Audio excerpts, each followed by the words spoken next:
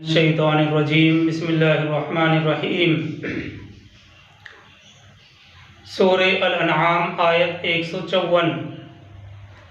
अल्लाह ताला फरमाते हैं, सुम्मा आतैना मूसल किताब तमामन अलल्लज़ी अहसना व तफसीलन लिकुल्लि शैइन व हुदन व रहमा।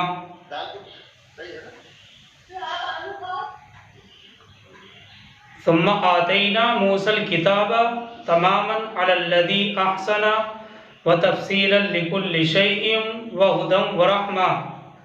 फिर हमने मूसा को किताब दी थी अपनी नेमत पूरी करने के लिए, एहसान की रविश इख्तियार करने वाले पर, और इसमें थी हर शय की तफसील और हिदायत और रहमत।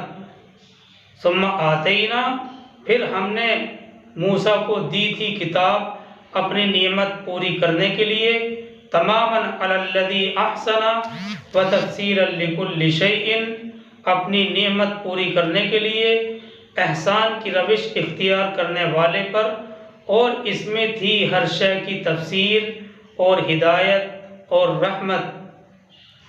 हज़रत अब्दुल्ला इब्न अब्बास रज़ी अल्लाहु अन्हु के नज़दीक सूरह बनी इसराइल के तीसरे और चौथे रुकू में जो अहकामात बयान किए गए हैं वो तौरात के 10 अहकाम ही का खुलासा है। यानी तौरात में जो अहकाम बयान किए गए हैं सूरह बनी इसराइल के तीसरे और चौथे रुकू में उन्हीं का खुलासा बयान किया गया है। आगे अल्लाह ताला इसी आयत में फरमाते हैं, लअल्लहुम बिलिक़ाइ रब्बिहिम युमिनून, ताकि वो अपने रब के सामने हाजिरी पर पूरा यकीन रखें। रब से मुलाकात पर ईमान लाने से मुराद अपने आप को अल्लाह के सामने जवाबदेह समझना है और एक जिम्मेदाराना ज़िंदगी बसर करना है। लअल्लहुम बिलिक़ाइ रब्बिहिम युमिनून, ताकि वो अपने रब के सामने हाजिरी पर पूरा यकीन रखें।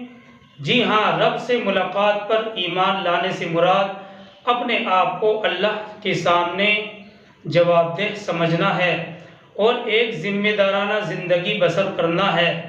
यहाँ इस आयत के 2 मतलब हो सकते हैं। एक ये कि खुद बनी इसराइल के अंदर इस किताब की तालीमात जिम्मेदार इसलिए थी ताकि जिम्मेदारी का एहसास पैदा हो जाए।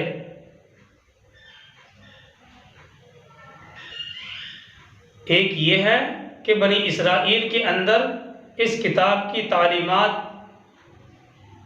इसलिए है ताकि जिम्मेदारी का एहसास पैदा हो जाए।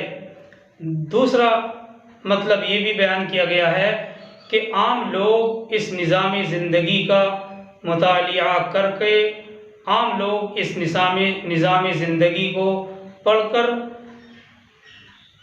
इस रहमत के असरात को देखकर ये महसूस कर लें कि आखिरत का इनकार करने वाली गैर जिम्मेदाराना ज़िंदगी के मुकाबले में वो ज़िंदगी हर एतबार से और हर लिहाज से बेहतर है जो आखिरत के इकरार की बुनियाद पर एक जिम्मेदाराना हैसियत से बसर की जाती है।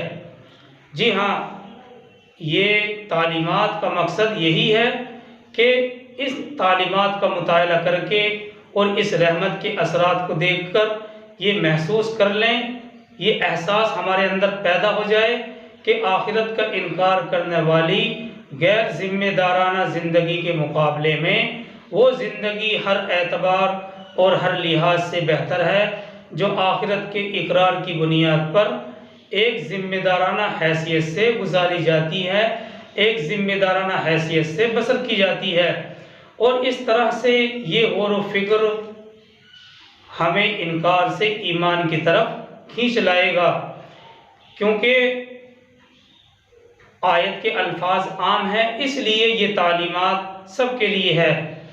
तफसीर उस्मानी में ये बात नकल की गई है इस आयत के तहत कि इस तालीमात से ये मालूम होता है कि जो अहकाम इससे पहले बयान किए गए, जो 10 अहकाम इससे पहले बयान किए गए, ये हमेशा से जारी और नाफिज थे। तमाम अम्बिया और शरीयतों का इस पर इत्तिफाक रहा।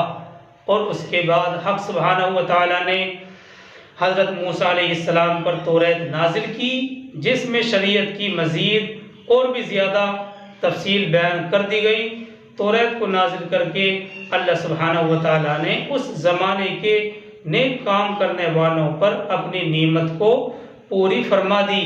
हर ज़रूरी चीज़, हर ज़रूरी अहकाम को बड़ी वजाहत और तफसील के साथ बयान कर दिया गया।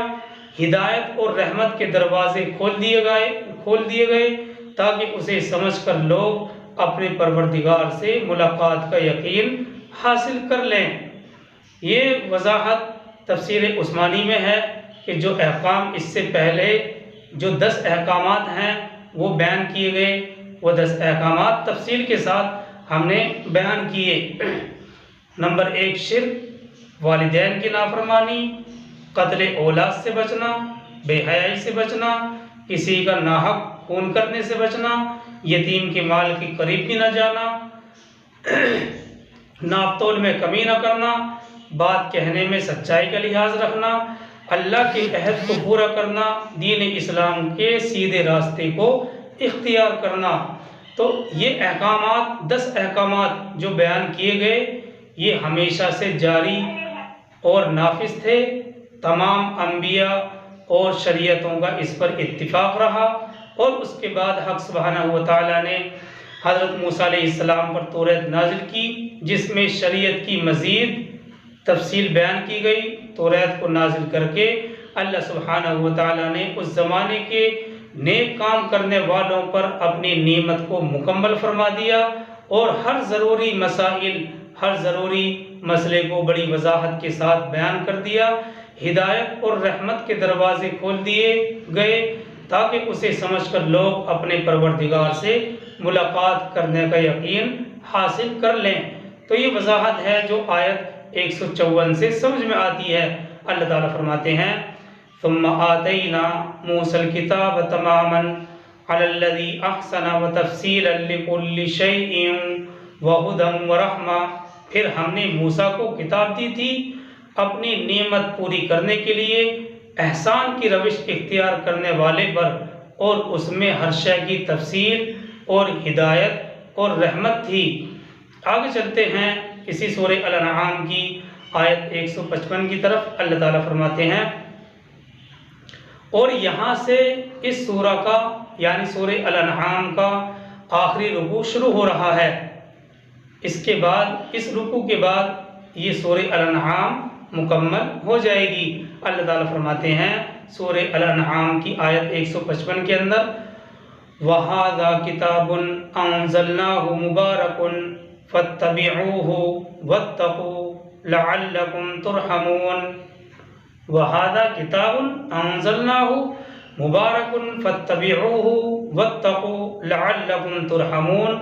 और अब ये किताब, अब ये यानी कुरान मजीद, और अब ये किताब हमने नाजिल की है, बड़ी बाबरकत है, तो तुम उसकी पैरवी करो और तक़वा इख्तियार करो ताकि तुम पर रहम किया जाए। वहाज़ा किताबुन अंज़लनाहु मुबारकुन, और अब ये किताब हमने नाजिल की है, बड़ी ही बाबरकत है।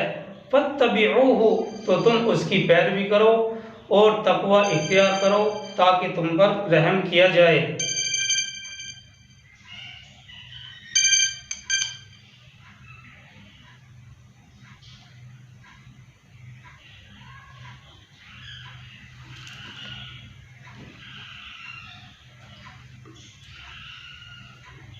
आगे चलते हैं आयत 156 की तरफ। अल्लाह ताला फरमाते हैं, अन तक़ूलू इन्नमा उन्ज़िलल किताबु अला ताइफ़तैनि मिन क़ब्लिना। हो सकता है तुम ये कहो कि किताब तो उतार दी गई थी हमसे पहले 2 गिरोहों पर। अन तक़ूलू इन्नमा उन्ज़िलल किताबु अला ताइफ़तैनि मिन क़ब्लिना। मुबादा तुम ये कहो कि किताब तो उतार दी गई थी हमसे पहले 2 गिरोहों पर। ये वही सूरह अल-माइदा आयत 19 वाला अंदाज है जो हम पढ़ चुके हैं। वहाँ आयत सूरह माइदा आयत 19 के अंदर हम पढ़ चुके हैं, वहाँ अहले किताब को खिताब किया गया था, वहाँ अहले किताब को मुखातब करके फरमाया गया था अन तक़ूलू मा जाअना मिन बशीरिन वला नज़ीर, यानी कहीं तुम ये ना कहने लगो कि हमारे पास तो कोई खुशखबरी सुनाने वाला और डराने वाला आया ही नहीं था। और इस एहतमाल को ख़त्म करने के लिए अल्लाह सुब्हानहु व तआला ने फरमाया था फ़क़द जाअकुम बशीरुन व नज़ीर, बस आ गया तुम्हारे पास बशीर और नज़ीर, यानी अब हमने तुम्हारे पास अपने आखिरी रसूल को भेज दिया है, आखिरी किताब और आखिरी हिदायत देकर, ताकि तुम्हारे ऊपर हुज्जत मुकम्मल हो जाए, हुज्जत तमाम हो जाए। अब वही बात यहाँ मुशरिकीन ने मक्का को मुखातब करके उसी अंदाज से कही जा रही है जिस अंदाज से अहले किताब को मुखातब करके कही गई थी कि हमने ये किताब उतार दी है जो सरापा खैर और हिदायत है, ताकि तुम क़यामत के दिन ये ना कह सको कि अल्लाह की तरफ से किताबें तो यहूद और ईसाइयों की तरफ नाजिल हुई थी, हमें तो कोई किताब दी ही नहीं गई थी, तो हमसे मुआवजा काहे का है, हमसे मुआवजा क्यों कर हो रहा है। आगे अल्लाह ताला इसी आयत में फरमाते हैं व इन कुन्ना अन दिरासतिहिम लगाफिलीन, और हम तो उसके पढ़ने पढ़ाने से गाफिल ही रहे, यानी तुम वहाँ यानी क़यामत के दिन ये न कह सको कि तौरात तो इब्रानी ज़ुबान में थी जबकि हमारी ज़ुबान तो अरबिक थी, आखिर हम इस किताब को कैसे समझ सकते थे। तो उनकी इस हुज्जत को ख़त्म करने के लिए अल्लाह सुब्हानहु व तआला फरमाते हैं व इन कुन्ना अन दिरासतिहिम लगाफिलीन, और हम तो इसके पढ़ने पढ़ाने से गाफिल ही रहे, यानी तुम ये बहाना ना बनाने लगो व इन कुन्ना अन दिरासतिहिम लगाफिलीन, और हम तो उसके पढ़ने पढ़ाने से गाफिल ही रहे। आखिर हम इसको कैसे समझ सकते थे, लिहाजा हम पर कोई मुआवजा नहीं। आगे चलते हैं, आयत 157 भी इसी से मुताल्लिक है। अल्लाह ताला फरमाते हैं औ तक़ूलू लौ अन्ना उन्ज़िला अलैनल किताबु लकुन्ना अहदा मिनहुम, या तुम ये कहो कि अगर हम पर किताब नाजिल की गई होती तो हम उससे बढ़कर उनसे बढ़कर हिदायत याफ्ता होते। औ तक़ूलू लौ अन्ना उन्ज़िला अलैनल किताबु लकुन्ना अहदा मिनहुम, या तुम ये कहो कि अगर हम पर किताब नाजिल की गई होती तो हम उनसे कहीं बढ़कर हिदायत याफ्ता होते। यानी तुम क़यामत के दिन ये दावा लेकर न बैठ जाओ कि उन लोगों ने तो अल्लाह की किताब तौरात और इंजील की कदर ही नहीं की थी, हमें अगर अल्लाह की किताब दी हुई होती तो हम बताते कि अल्लाह की किताब की कदर किस तरह से की जाती है। अल्लाह ताला फरमाते हैं फ़क़द जाअकुम बय्यिनतुम मिर रब्बिकुम व हुदन व रहमा, तो ए बनी इसराइल तुम्हारे पास आ गई है बय्यिना तुम्हारे रब की तरफ से और हिदायत और रहमत, यानी तुम्हारे पास अल्लाह का रसूल उसकी किताब लेकर आ चुका है जिसमें वाज़ेह अहकामात मौजूद हैं। देखिए बय्यिना का लफ्ज़ पहले भी आया था और इस बय्यिने की वजाहत हम सूरे अल बय्यिना पारा नंबर 30 की आयत 2 में और 3 में इस तरह पढ़ेंगे वजाहत रसूलुम मिनल्लाहि यतलू सुहुफम मुतहहरा फीहा कुतुबुन क़य्यिमा, अल्लाह की तरफ से एक रसूल जो मुक़द्दस सहीफ़े पढ़कर सुनाता है जिसमें बिल्कुल दुरुस्त अहकामात हैं। रसूलुम मिनल्लाहि, इसको हम सूरे अल बय्यिना में पढ़ेंगे रसूलुम मिनल्लाहि यतलू सुहुफम मुतहहरा फीहा कुतुबुन क़य्यिमा, अल्लाह की तरफ से एक रसूल जो मुक़द्दस सहीफ़े पढ़कर सुनाता है जिसमें बिल्कुल दुरुस्त अहकाम हैं। आगे इसी आयत 157 में है, अल्लाह ताला फरमाते हैं फ़मन अज़लमु मिम्मन कज़्ज़बा बिआयातिल्लाहि व सदफ़ अन्हा, तो इससे बढ़कर जालिम कौन होगा जो अल्लाह की आयत को झुठलाए और उनसे पहलू तही इख्तियार करे। फ़मन अज़लमु मिम्मन कज़्ज़बा बिआयातिल्लाहि वसदफ़ अन्हा, तो इससे बढ़कर जालिम कौन होगा जो अल्लाह की आयत को झुठलाए और उनसे पहलूतही इख्तियार करे। सनज्ज़िल्लज़ीना यज़दिफ़ून अन आयातिना सुअल अज़ाबि बिमा कानू यज़दिफ़ून। अल्लाह ताला फरमाते हैं हम अनकरीब सज़ा देंगे उन लोगों को जो हमारी आयात से पहलूतही करते हैं, बहुत ही बुरे अजाब की उनके इस पहलूतही करने की वजह से। इसमें अलग से वजाहत की ज़रूरत नहीं है, तर्जुमे से ही सारा मतलब वाज़ेह है। आगे जो आयत आ रही है आयत 158 है। अल्लाह ताला फरमाते हैं हल यंज़ुरूना इल्ला अन तअतियहुमुल मलाइकतु औ यअतिय रब्बुका औ यअतिय बाज़ु आयाति रब्बिक।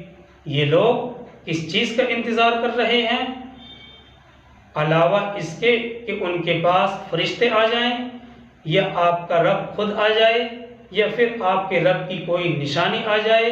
यौम यअती बाज़ु आयाति रब्बिका ला यनफ़उ नफ्सन ईमानुहा, जिस दिन आपके रब की बाज़ निशानियाँ ज़ाहिर हो गईं तो फिर किसी शख्स को उसका ईमान लाना कोई फ़ायदा नहीं देगा।